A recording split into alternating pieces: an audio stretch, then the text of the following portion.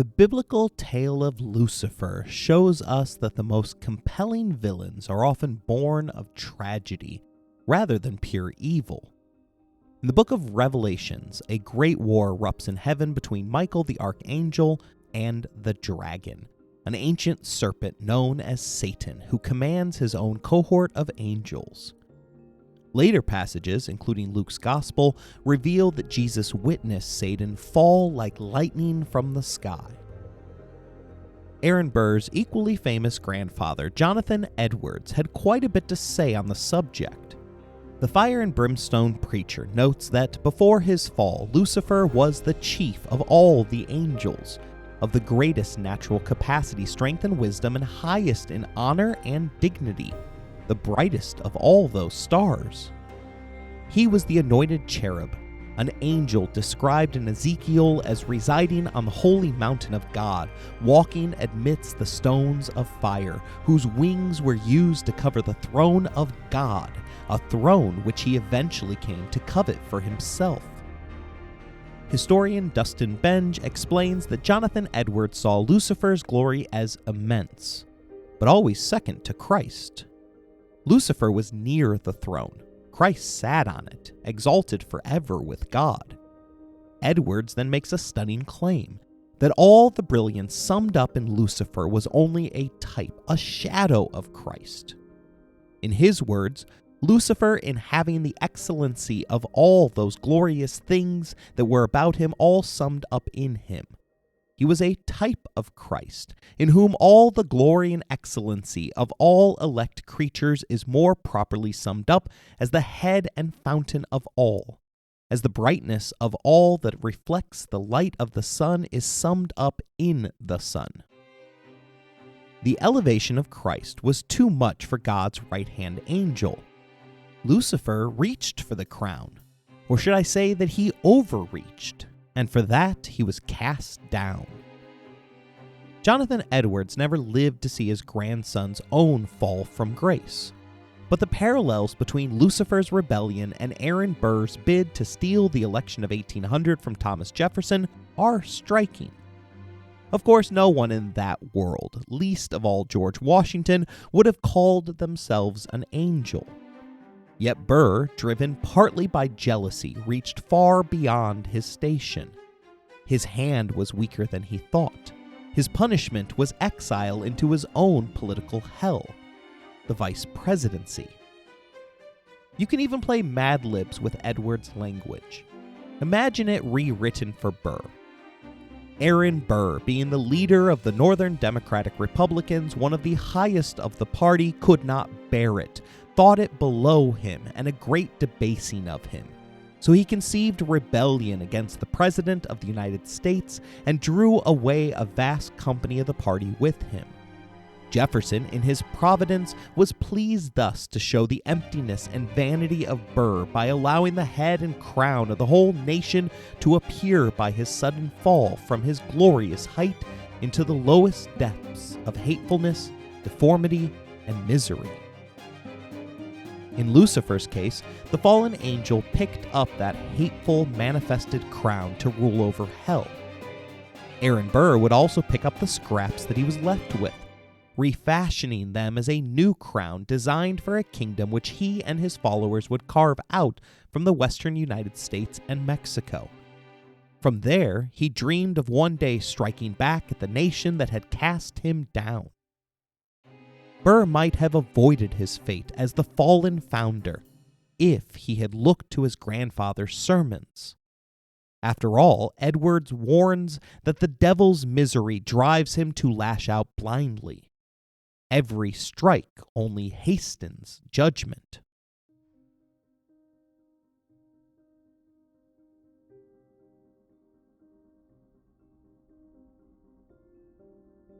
You're listening to Empires, Anarchy, and Other Notable Moments, a podcast designed for deep dives that assist in the teaching of history.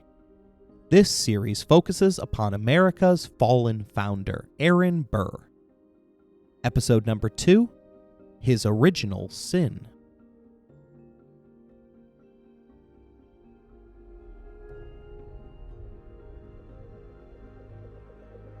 None of this could have been foreseen in 1779, the year Aaron Burr ended his service to the Continental Army. The war would rage on until 1781. Burr, however, had already found recovery in the arms of his one true love, Theodosia. Their relationship began in scandal. She was married, to a British officer no less. Her husband, the lieutenant governor of Royal Georgia, served the crown faithfully, while Theodosia remained at their 98-acre estate in New Jersey. The Hermitage, as it was called, even served as a temporary headquarters for George Washington after the indecisive Battle of Monmouth. Historian Nancy Eisenberg notes the irony for us. Washington, the rebel commander, setting up camp on loyalist property. Yet Theodosia was not unsympathetic to his cause. The rules of war at the time allowed for a kind of civility between elites that would vanish in later conflicts. Eisenberg reminds us that when General Charles Lee was captured by the British, he was treated as a gentleman, free to move about New York City despite his status as a prisoner of war. This was still a civil war, but not yet one of unrestrained brutality. A century later, Union General Ulysses S. Grant would order Philip Sheridan to follow the enemy to their death. In the Revolution, by contrast, a loyalist woman like Theodosia could host both sides, exchanging information with a dose of charm and a hint of subterfuge. Many men admired her. James Monroe even compared her to Penelope, the faithful wife of Odysseus. But it was Burr who captured her heart, impressing her by using his legal training to rescue her estate. Their bond was built on mutual admiration. Theodosia, 10 years older and already a mother of 5, offered maturity and wit. Burr, by now an avowed feminist who prized intelligent women, found in her a partner who matched his ideals. After her husband died of yellow fever in Jamaica, the two made their intentions clear. They would marry. But Burr wasn't ready to financially support a family. He had abandoned Princeton early to join the Revolution and quit the army a year before victory. Still recovering from war-induced neurosis, he followed in the footsteps of his surrogate father, earning a law degree in Albany.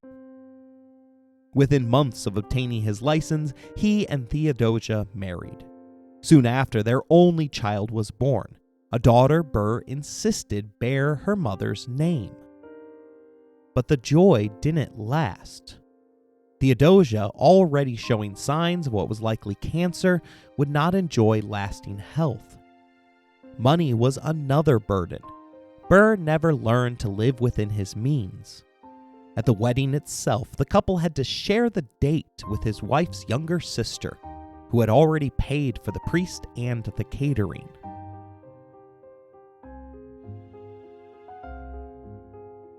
By all accounts, Aaron Burr was not only a good father to his daughter, but also an attentive husband and stepfather. To support his new family, he moved his law practice to New York City and invested in tutors for his stepsons, hoping to bring them into the profession one day. Theodosia's mother oversaw her daughter's education, but Burr took an active role as well. Together, the couple embraced an enlightened curriculum. They studied great women of history like Catherine the Great and read Mary Wollstonecraft's Vindication of the Rights of Women. This was unusual for the time. Women's education was typically limited, designed to prepare them for domestic life while men were groomed for power. Historian Yuval Noah Harari in *Sapiens* explains that culture, not biology, is responsible for creating rules that limit women's capabilities. Montreal lawyer L.A. Hemmings pushes back, arguing that Harari underplays the role of male desire in sustaining patriarchy. She notes, "As a group, men are highly motivated by sex. A superficial peek at the billion-dollar pornography industry or a visit to a bar confirms this motivation. Historically, when a man married a woman, she became his property, with which he could do as he pleased. Women understood the deal. As non-persons under the law, they were incapable of owning property. Marriage was preferable, if not necessary, and in exchange for being housed and fed, regular sex was expected. Hemmings continues, comparing women's lack of choice under patriarchy to the struggles of marginalized groups under racism or caste hierarchies. In her view, the structure endured not because women were inferior, but because society gave them no real alternative. Burr rejected these assumptions. He gave his daughter an education that mirrored the rigor of his own at Princeton. By age 10, young Theodosia had mastered Latin and Greek, translated Horace, and studied Gibbon's Decline and Fall of the Roman Empire. Historian Nancy Eisenberg writes, "His ideal vision for Theodosia was that she could transcend the supposed defects of her sex. He knew and harbored no doubt that women could contribute to the growth of knowledge, to the spread of liberty, which was essential in a modern republic." This was Burr at his most idealistic and his most progressive. The Enlightenment encompassed a radical transformation of women's minds. His daughter's special calling was to prove that Wollstonecraft was right and that women were as capable as men of genius and reflection. But the key phrase in that sentence is "at his most progressive." As with so much in his life, Burr's ideals would tarnish. After his wife's death, he became notorious for his womanizing. His brilliant daughter, despite her promise, never fulfilled the lofty vision her parents had for her. She married for money to help resolve her father's endless financial troubles, only to be lost at sea soon after. That loss became legend. Some stories claim she was killed by pirates, others that she was captured by a cannibalistic tribe in Texas. Pirates' deathbed confessions often mention a cultivated woman named Mrs. Theodosia Alston. One pirate, Benjamin Burdick, described her final moments, stating, "When her turn came to walk the fatal plank, she asked for a few moments. She retired to her berth and returned clad in pure white garments, a Bible in her hand. Calm and composed, she folded her hands and raised her eyes to heaven. She sank without a murmur or a sigh." Other tales, though, claim she escaped, hidden away in Virginia, buried beneath a grave marked only as "the stranger." The omission, some whispered, was the work of a husband too ashamed to reveal her true name after what her father had done to it.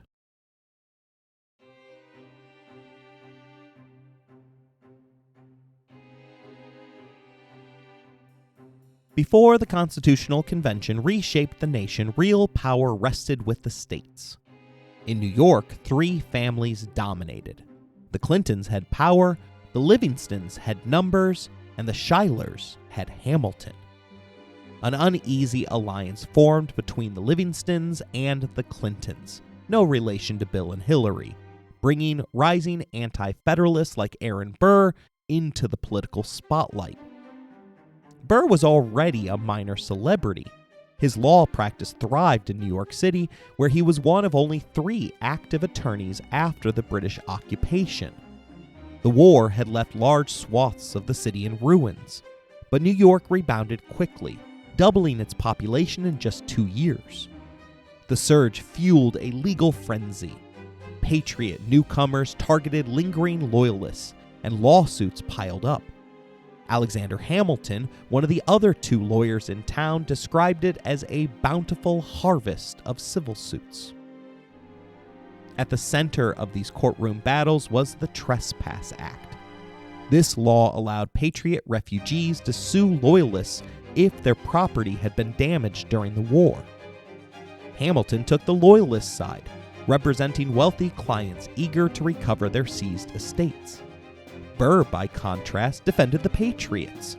To him, these cases weren't only about profit, They were a way to fund the repairs of a battered city and hold loyalists accountable for the chaos that they had helped to unleash. The two men had crossed paths before. Hamilton had applied to Princeton, Burr's alma mater, before settling at King's College. Both had served under prominent generals. Yet until now, they were little more than names to each other. Young men of promise on parallel tracks. It was in the courtrooms of New York that their personal war began, and it was a war destined to end not in arguments before a judge, but in gunfire on the dueling grounds of New Jersey.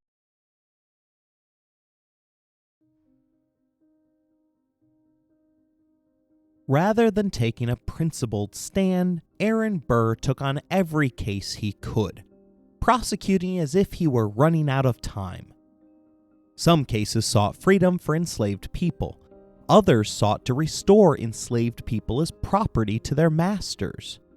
Burr wasn't chasing ideals, he was chasing value. I often tell my students, look for work that leaves you feeling fulfilled. We spend an absurd portion of our lives at work, and the best you can hope for is to feel good about what you do. Not everyone has that luxury, though. Many have to take the job that simply pays the bills. Burr's own letters to Theodosia suggest that he found the law tedious, unworthy of his abilities. He wanted money, not meaning. To solve what he called the money conundrum, Burr dove headlong into speculative land grabs. Nearly every ambitious man of his generation dabbled in speculation. George Washington himself was among the nation's most aggressive.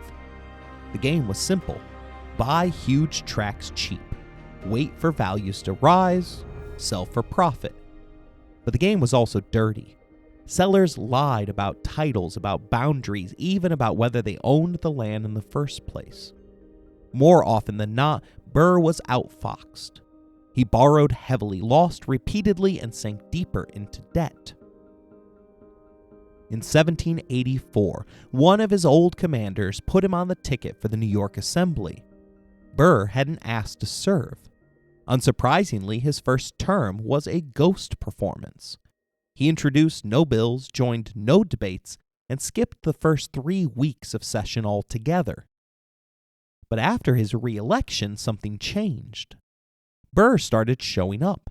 He served on committees, revised state laws, and even shocked colleagues by proposing the immediate emancipation of New York slaves.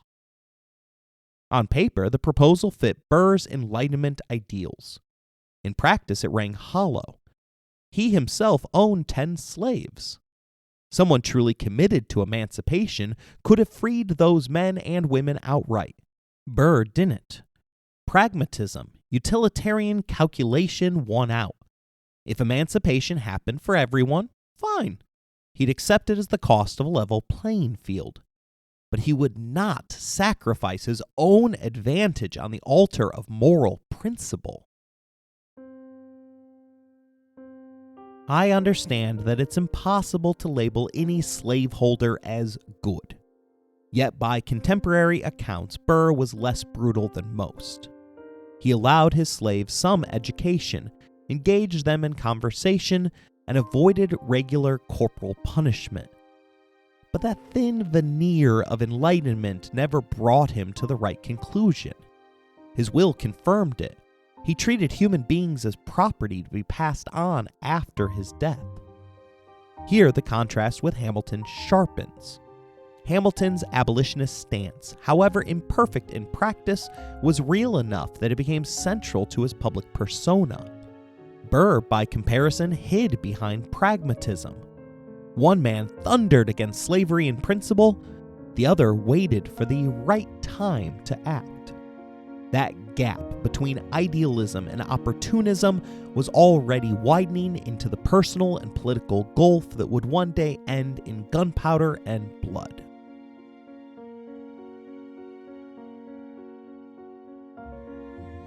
Burr's dive into politics came too late for him to represent New York at the Constitutional Convention. The state had 3 delegates, Alexander Hamilton and 2 anti-federalists, Robert Yates and John Lansing. The musical Hamilton portrays its namesake as a relentless force for expanding federal power. In reality, Hamilton was often absent, busy with legal work over the 4-month-long convention that replaced the Articles of Confederation with the Constitution. New York's real fireworks came from Yates and Lansing, related by marriage and philosophy. Both walked out, leaving their names off the final document, which only 39 of 70 delegates signed. They urged New York to reject it, a stance the state held until ratification became inevitable.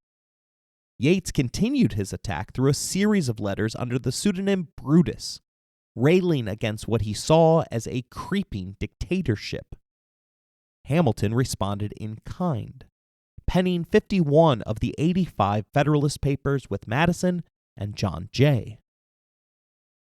Burr stayed silent, avoiding the public debate. In a private letter, he wrote, "After the adoption by 10 states, I think it became both politics and necessary that we should also adopt it. Practically, not principled, better to work within a flawed system than protest from outside." Over the course of the next 3 years, New York politics shifted dramatically, and Burr was at the center. With the Constitution adopted and Washington elected president, Hamilton's Schuyler faction sought to reclaim state control from Governor George Clinton, a radical anti-federalist. Hamilton, now serving as the nation's first Treasury Secretary, spearheaded Robert Yates' campaign. Burr, ideologically aligned with Yates, lent his support to the cause of a man who hoped to be America's Brutus. Clinton narrowly prevailed. Recognizing Burr's talent as securing votes for his opponent, the governor offered him the state's attorney general post, a low-paying but high-visibility position. In just 2 years at the job, Burr would argue a record-setting 158 cases before the newly formed Supreme Court. It was his effectiveness in this role which resulted in Clinton hatching the plot that would place Burr and Hamilton on a collision course, ensuring that only one of them would live to see their story told. At this time, senators were still chosen by state legislatures, a safeguard against what the founders feared: unchecked popular influence. The governor orchestrated a backroom deal, allowing Burr to squeak by with a 32-27 vote. The seat had been occupied by Philip Schuyler, Hamilton's father-in-law. Hamilton never forgave Burr. This promotion wasn't a reward, it was a message to the Schuyler faction. Burr was rising, and Hamilton would be watching every step. Eisenberg reveals that Burr was too independent to play by Hamilton's rules. He could never belong to a Hamiltonian network, and so Hamilton was bound to see him as a deterrent, a detractor, a potentially dangerous interloper. So in the spring of 1791, when Jefferson and Madison came by carriage to the heart of New York State, Hamilton took note. For the next 13 years, Burr would be the object of Hamilton's relentless political and personal attacks. If Hamilton's motive was not simply a matter of revenge, it might be more accurately called politics as usual. It was generally known by 1791 that Burr's star was on the rise, and Hamilton would be there every step along the way to nervously monitor its trajectory.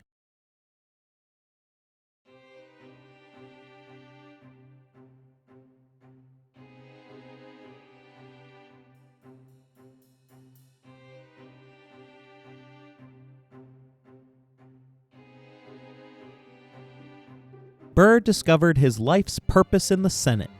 Over 6 years, he served on more than 60 committees, primarily focused on land and military issues in the Western Territories.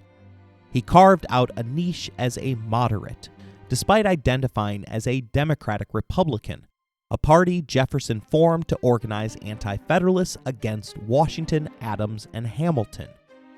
Burr flashed an independent streak, though, regularly voting on behalf of expanding the military, which directly conflicted with Jefferson's desire for small government.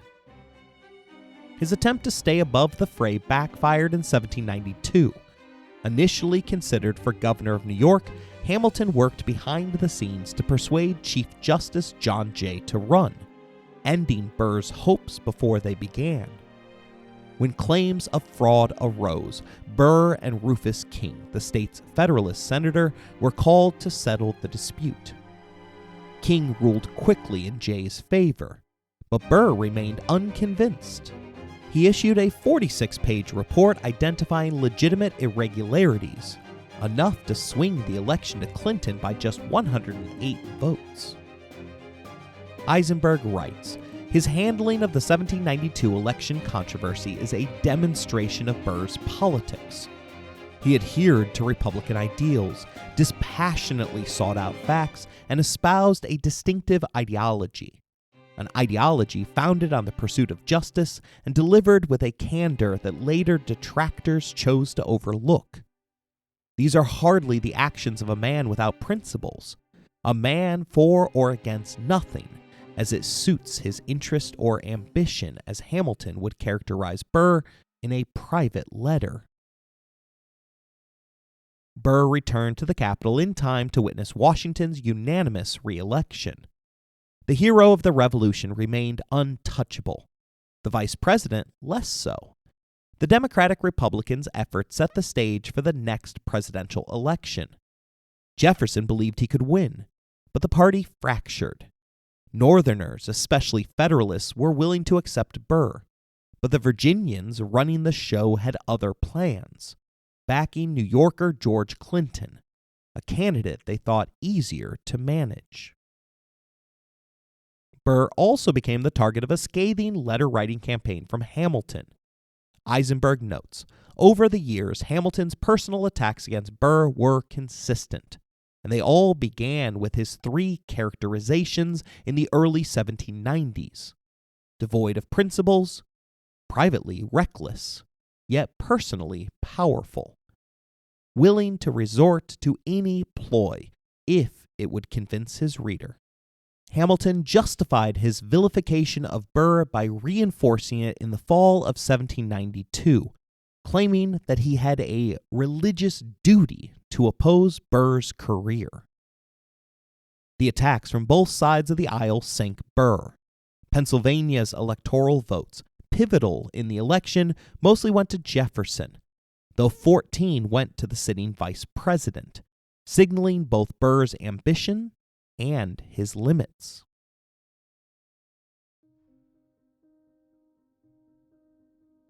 Life moved on. In 1793, Burr took a high-profile legal case representing New York's Maria Reynolds, a woman whose husband had used her affair to extort Hamilton. He lived on the same street as Washington, Jefferson, and congressional leader Pierre Butler, keeping a constant presence in the political orbit. In 1794, he introduced James Madison to his wife, Dolly Todd, cementing connections with the Virginian Brain Trust. That same year, Washington considered him for envoy to France, a cherished post as America's first ally was being swept up in its own revolution. But fate intervened. Theodosia passed away 1 month before Washington's appointment, ending 12 years of their devoted marriage. Burr later wrote that her death dealt me more pain than all sorrows combined. The loss would haunt him, shaping the ambitions and recklessness that followed.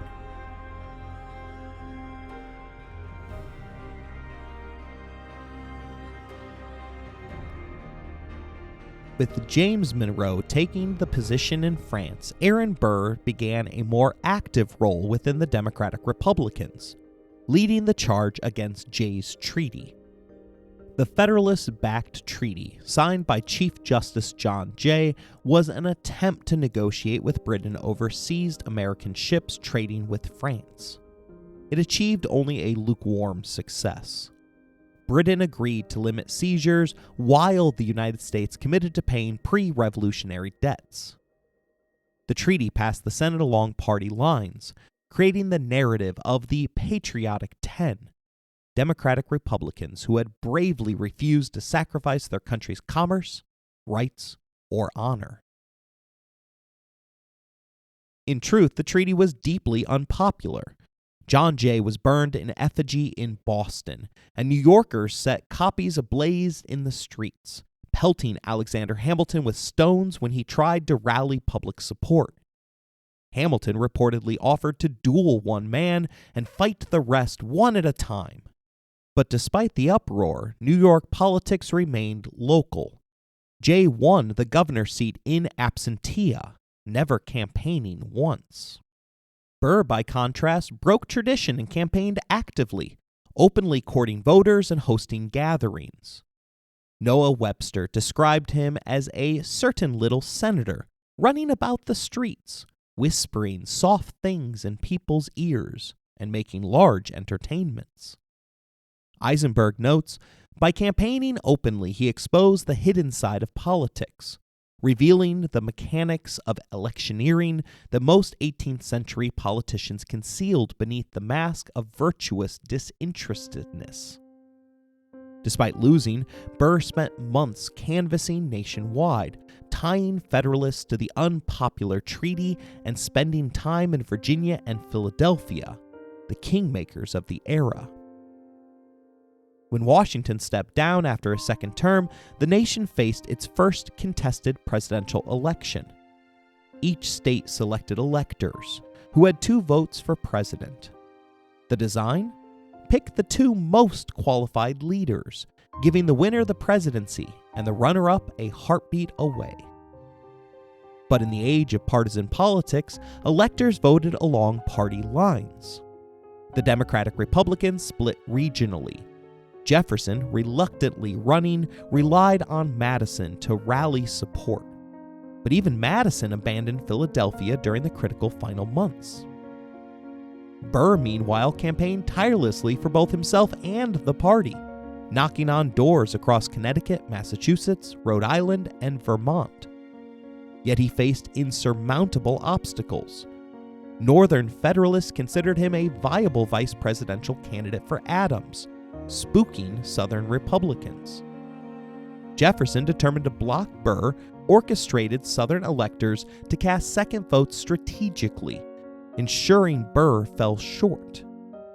In the end, John Adams won the presidency with 71 votes, Jefferson followed with 68, and Burr came in 4th with 30, behind a South Carolina Federalist. Burr called the result the most humiliating moment of his life, declaring he would never trust the Virginians again. But even if every stray Republican vote had gone his way, he would still have fallen short. Northern New England offered him no support. Historian Stephen Kurtz observed, "No Republican of Madison's stature took over the direction of the campaign in the decisive last 3 months." Financial disaster compounded his political humiliation. Several land speculations collapsed, forcing him to mortgage his house and sell furniture to maintain appearances. Eisenberg writes, since 1793, he had occupied the Richmond Hill estate in what later became Greenwich Village, a sprawling 160-acre property, complete with English gardens, meadows stretching from the Hudson, and a man-made pond gracing the entrance. Burr had personally transformed the home into a political statement, reflecting his rise in New York and the young nation. The estate sold for $32,000 to a buyer who would later parcel it out, creating Greenwich Village and reaping millions. Around the same time, his daughter Theodosia married a South Carolinian she had never met, largely for financial security. Her husband was set to inherit 6,000 acres and 253 slaves. After the election, Burr returned to the New York State Assembly, laying low while Jefferson assumed the vice presidency. The Adams administration faced constant challenges.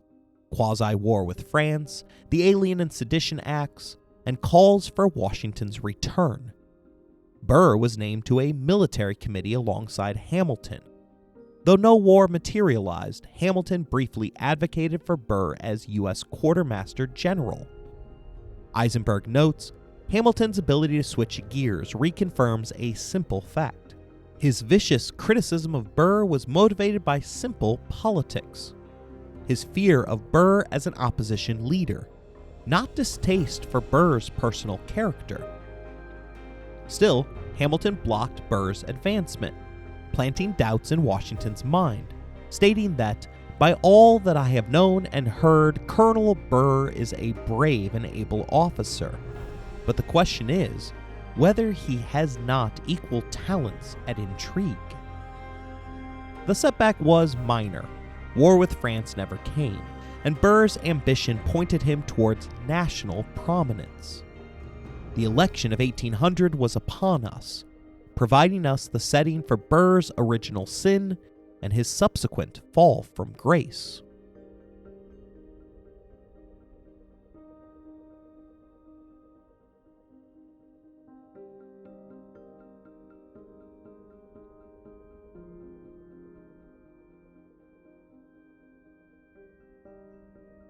Thomas Jefferson, the sitting vice president, challenged John Adams for the presidency. The thin-skinned Bostonian had primed the nation for change.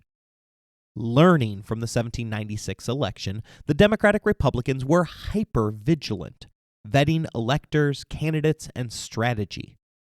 But they needed a Northern star, and Aaron Burr fit the bill, despite his prior vow never to trust Virginians again.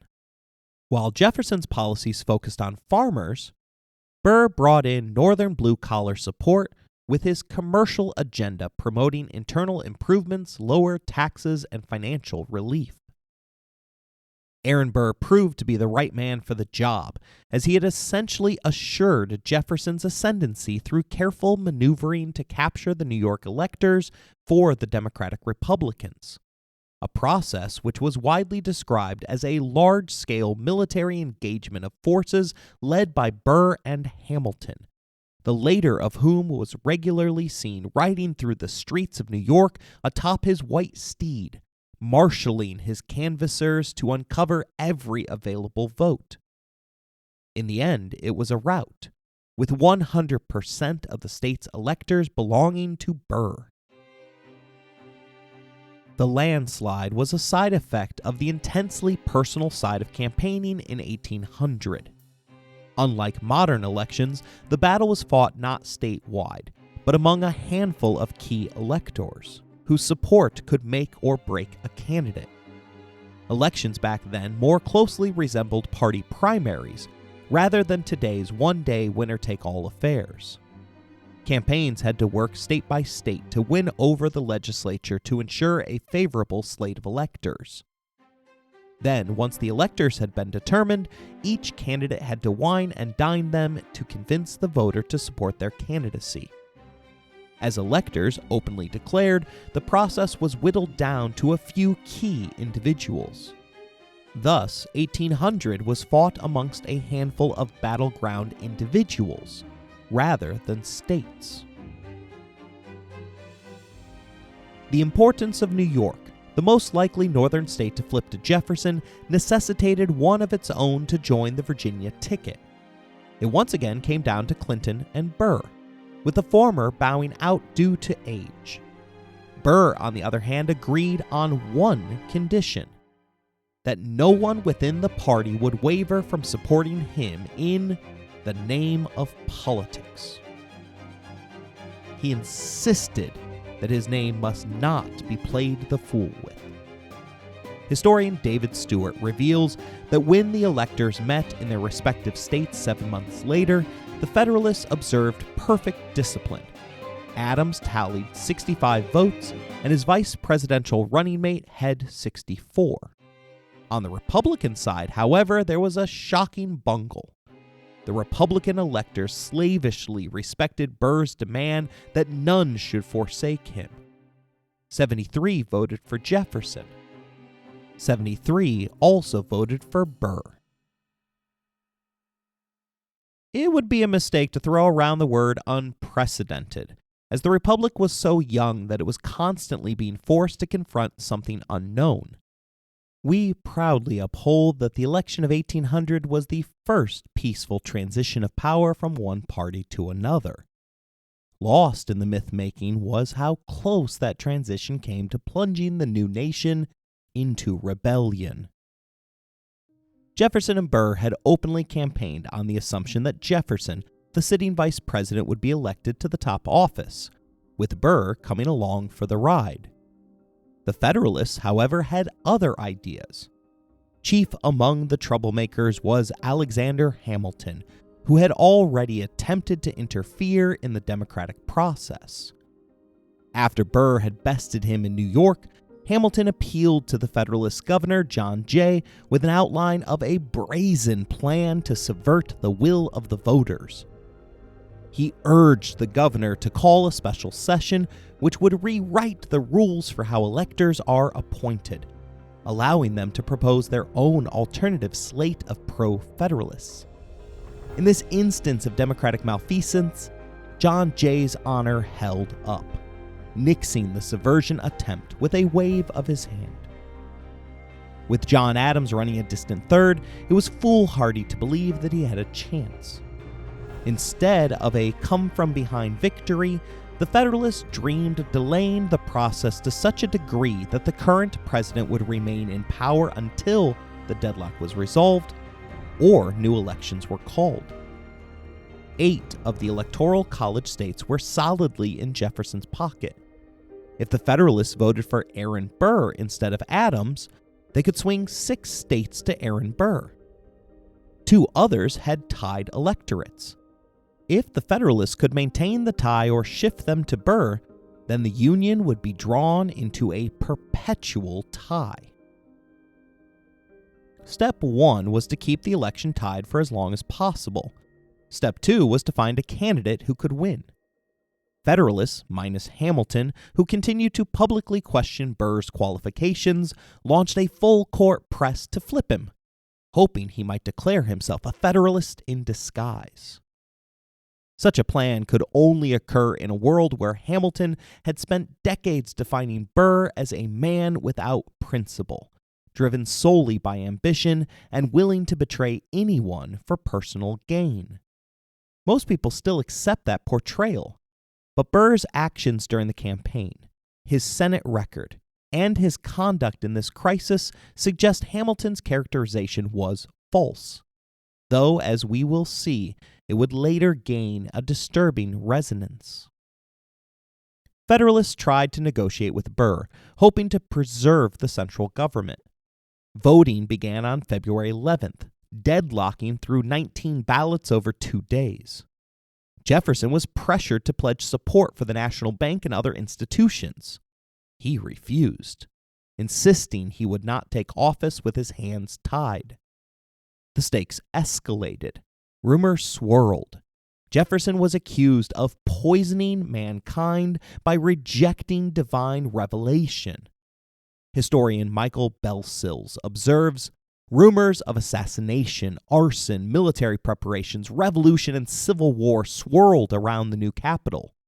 Most fearful were the Southern Republicans. They were certain the Federalists had secretly sent arms to Haiti's Toussaint Louverture for his slave rebellion, and were planning to do the same in D.C. Burr stayed away from Congress during the proceedings, inviting rumors that he was courting votes privately. Close supporters of Jefferson demanded that the New Yorker quit completely in order to break the deadlock, despite the fact that doing so would deny Burr the vice presidency, which he had worked so hard to obtain. While he wrote private letters reassuring Jefferson of his intentions, he remained silent in public, seemingly inviting rumors that he was entertaining the idea of seizing the top job for himself. Both sides mobilized militias. Massachusetts alone could field a force greater than 8 other states combined. Amid the chaos, Aaron Burr remained distant, watching silently. Jefferson wrote his daughter, "Hamilton is using his uttermost influence to procure my election rather than Colonel Burr's." Hamilton pressed Delaware elector James Bayard to switch, a single vote that could decide the presidency. Burr stayed publicly silent, privately reassuring Jefferson of his loyalty, maintaining plausible deniability while letting tension build as men like Hamilton worked behind the scenes. Finally, after 36 ballots, Bayard switched. Jefferson secured the presidency, becoming the only Republican elected, with Burr as vice president, a position he had worked tirelessly to obtain, though his near miss revealed the razor-thin line between triumph and disaster.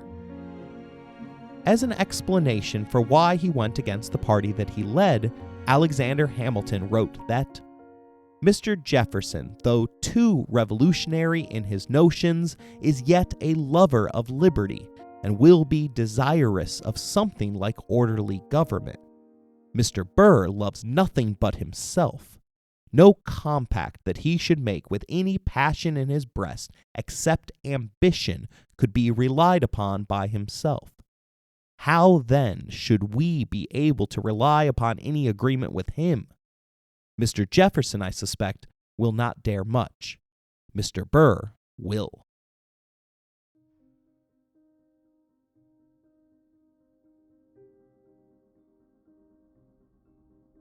Stewart notes that, as angry as their political opponents were, many Republicans were even more unhappy with Burr, complaining that he had schemed to cheat Jefferson of victory. They believed Burr's public statements were carefully calibrated to maintain his Republican credentials while providing encouragement for Federalists to leapfrog into the presidency. In short, they thought he had played both ends against the middle. If that was his strategy, it had misfired completely. Burr had said just enough to encourage Federalists and anger Republicans, but he did not conclude the deals needed to secure the executive mansion. This aligns with Jefferson's thoughts on the proceedings. Burr became one of the least effective vice presidents in the nation's history, as the president kept him at arm's length, denied him patronage appointments, and strangled him politically. 3 years later, the nation ratified the 12th Amendment, permanently changing the way vice presidents are selected to prevent rivals from being forced to work together. Ironically, this was not needed under Federalist John Adams, who had worked hand in hand with the man he defeated just 4 years prior. Instead, the difficulties arose between two men of the same party, Burr and Jefferson. Rather than political purgatory, Jefferson and his allies condemned Aaron Burr to slave away in the Senate. There was no path back to the favor of the ruling elites. He had to make the best of the small fiefdom that remained. Like the biblical Lucifer, he continued to plot and steadily work to avoid his ultimate fate. That work began the day he was sworn into the nation's second highest office. Despite what everyone believed, Burr was convinced he could still recover everything. Desperate men do desperate things when hope is stripped away. For Aaron Burr, the nation's third vice president, that slim glimmer of hope would dim further when 2 states issued arrest orders for the murder of Alexander Hamilton at his hands. I hope you enjoyed today's episode. If you want to interact with the show, you can email us at resourcesbylowery@gmail.com or find us on Bluesky beneath the handle EmpiresPod. If you would like to financially support the show, please look in the description for more information. As always, thank you for listening, rating the show, and spreading the word.